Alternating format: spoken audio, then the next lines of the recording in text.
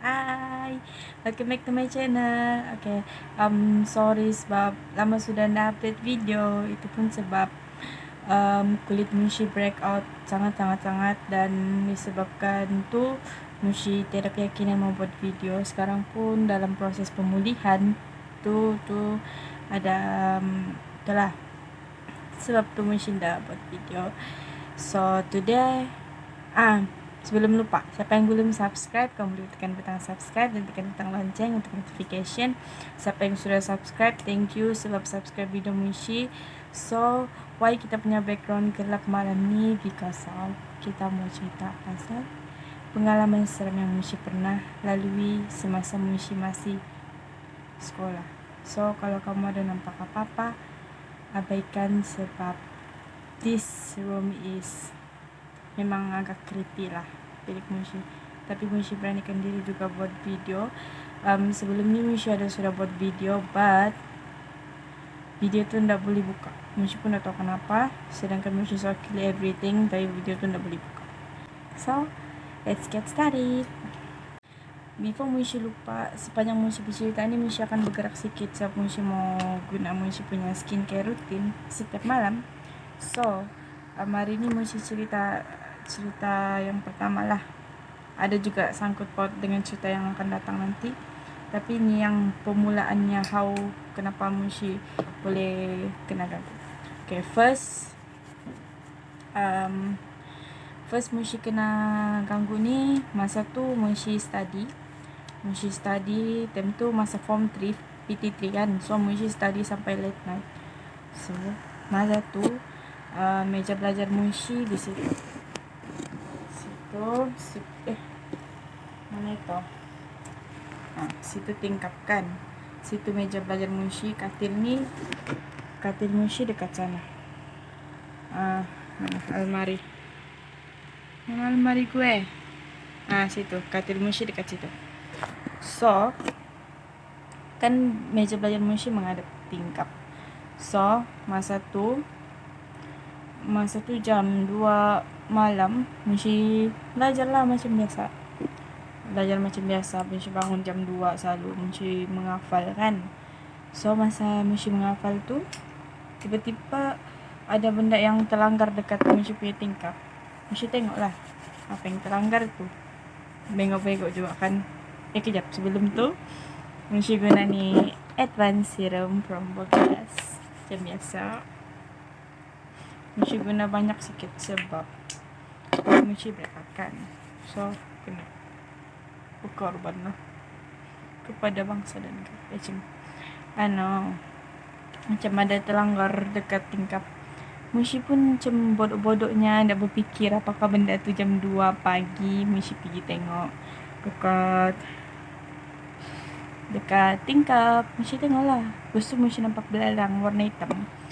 And sebelum tu Mushi tak tahu pun pasal cerita-cerita kalau ada belalang ni. Kalau orang kami lah, kalau belalang tiba-tiba datang tu orang hantar gitu sebenarnya. Tapi Mushi tak tahu time tu. So Mushi just stick, kasih lari dah. Mushi kasih lari tu, disitulah bermulanya segala-galanya. Masa tu first day tu balik dari sekolah. Basically time tu PT3 right. Mushi masih sekolah petang. Balik dari sekolah Mushi bergambar dari atas. Menggambar dari atas macam kita berselfie dulu gitu dari atas tu. Terus nampak satu badan kan, nampak kaki. Time tu duduk dekat depan tingkap, di dekat katil depan tingkap.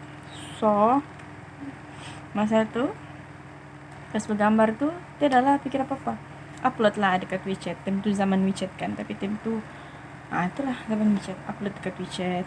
After that besoknya Mushi cek balik, kenapa macam gambar ni lain. So Mushi tengok lah. Sekarang Mushi tengok dekat gambar tu, dekat bawah kaki Mushi ada satu tangan warna hitam. Dia berbulu dan besar. Lepas tu Mushi macam Mushi crop lah tu gambar. Then pas Mushi crop, besoknya Mushi kasih tengok Ustazah Mushi. Lepas tu Mushi buat telefon pergi sekolah. So Mushi kasih tengok, dia bilang abaikan saja, buat macam tidak pernah jadi. Sebab kalau kau pikir dan kau lain benda tuh akan suka dengan kau macam tuh. Hey, siapa yang tidak pelik kan? Terus after beberapa hari tuh mesti padam lah tuh gambar, dan mesti cerita lah sama Mami Munshi. Terus Mami Munshi pergi baca macam Yasin dekat bilik, setiap sudut bilik nih. Terus Munshi kena suruh cabut Munshi punya poster-poster K-pop. Diorang cakap benda-benda macam tu yang kadang mengundang benda-benda tu suka dengan satu bilik tu. Sebab macam tak bagus lah. Bagus kalau kat pasal agama kah apakah dalam bilik tu, itu lagi bagus daripada kau letak gambar K-pop. Sebab masa tu Munshi EXO-L, peminat EXO, so banyak sangat Munshi letak dekat bilik Munshi gambar-gambar. So lepas kejadian tu sampai sekarang Munshi masih lagi kena sleep paralysis ni macam kau time tu kau mau tidur, terus kau suatu tidur tapi tiba-tiba kau terbangun, mata kau begini tapi badan kau tidak boleh gerak. Apa yang Munshi buat, Munshi hanya boleh tangan begini, Munshi hanya boleh kasih gerak pelan-pelan ni sampailah Munshi kejut aku, sampailah Munshi boleh terbangun sepenuhnya. Munshi pernah kena time exam di sekolah berapa kali. Time exam kan susah awal kan, cikgu ucap okay, siapa susah boleh tidur, time tidur tu kan bulinya time tidur lepas exam tu pun kena tu sleep paralysis.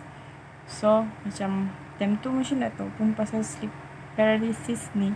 After Munshi baca baru Munshi macam macam tu ada orang ganggu.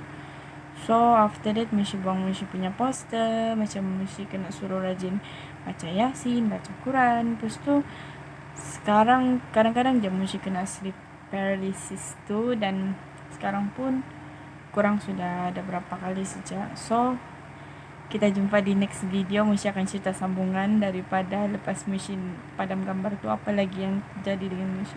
So stay tune and tunggu part 2. Okay, bye. Kepada yang sudah subscribe, thank you. And kepada yang belum subscribe, tolong tekan butang subscribe dan tekan butang lonceng. Sama-sama kita murahkan rezeki orang. So bye.